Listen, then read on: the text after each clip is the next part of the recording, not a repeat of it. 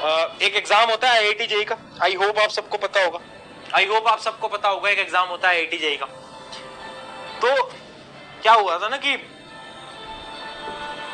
JEE का exam थोड़ा tough होता है और उस टाइम पे ना आपके मार्क्स अच्छे नहीं आ पाते, है ना। मतलब टेस्ट दे रहे हो, 10th तक मार्क्स ठीक ठीक आ गए, अचानक से जेईई का टेस्ट दिया तो उसमें तो मार्क्स ही बहुत कम आ गए और वो मार्क्स बार बार कम आते रहते हैं और आप ना अंदर से थोड़ा टूट जाते हो। ऐसा होता है ना कि लगने लगता है कि यार अब तो कुछ बचा ही नहीं है, क्या करूं क्या नहीं करूं।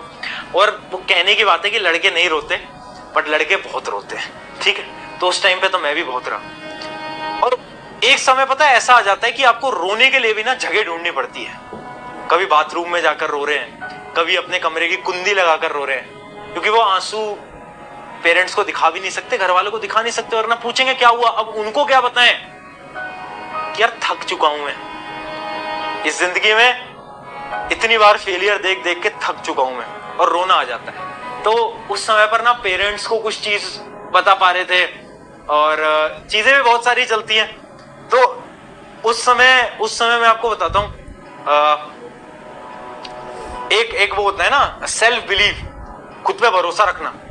वो चीज मुझे वहां से मैंने सीखा था अपनी 11th क्लास के अंदर। मुझ में भी कोई ऐसा कोई खासा कॉन्फिडेंस नहीं था, पर जब 11th क्लास आई ना तो, और जब इतनी सारी चीजें हुई जिंदगी में, है ना, तो और मैं एक बार बहुत टूटा भी, है ना, टूट फूट के रोया भी। फिर उसके बाद समझ आया कि यार सेल्फ कॉन्फिडेंस बहुत इंपॉर्टेंट है, सेल्फ कॉन्फिडेंस। और वो जो सेल्फ कॉन्फिडेंस है ना, वो जब तक तुम खुद में नहीं ला पाओगे ना, तब तक दुनिया तुम्हें कुछ नहीं समझेगी।